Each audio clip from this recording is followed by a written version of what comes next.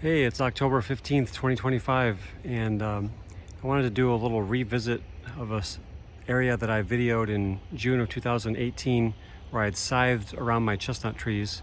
So this video, I'm also standing on top of a ladder, and I'm kind of panning around an area that's grown up a lot in the interim. So you can kind of see there's three, because of the tree tubes, there's three in a row over there. This large tree here is a wild black cherry that's kind of been allowed to grow. Behind that, the bushy thing is a alder. You can kind of see a white pine in the background for reference points. There's a lot of black locust that's grown up in the meantime.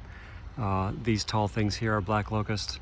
A lot of sumacs have grown up in the meantime. Some of the chestnuts that were just little things in tree tubes during that video are now, 18 or 20 feet tall.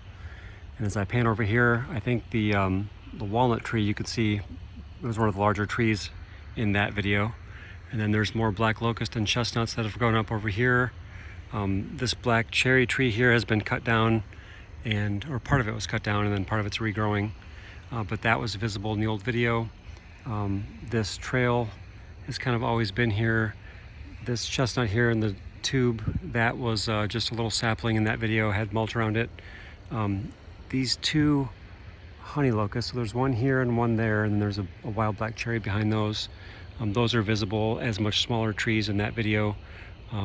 This sea buckthorn here has grown up quite a bit, but the thing that hasn't changed that much is the chestnut coppice area, which has been a total failure because of deer browsing and neglect and weed pressure and stuff. So none of those chestnuts are really much bigger than they were 8 or 9 years ago. The few autumn olives that were interplanted are huge. They're 15 feet tall. But the chestnuts are basically still knee to waist high. So that's a little lesson here. If you want to grow trees, you've got to cage them or otherwise protect them from deer browse, because you can see you can have a 20-foot tree or a knee-high tree in the same amount of time. And these trees here have not been given any particularly great care.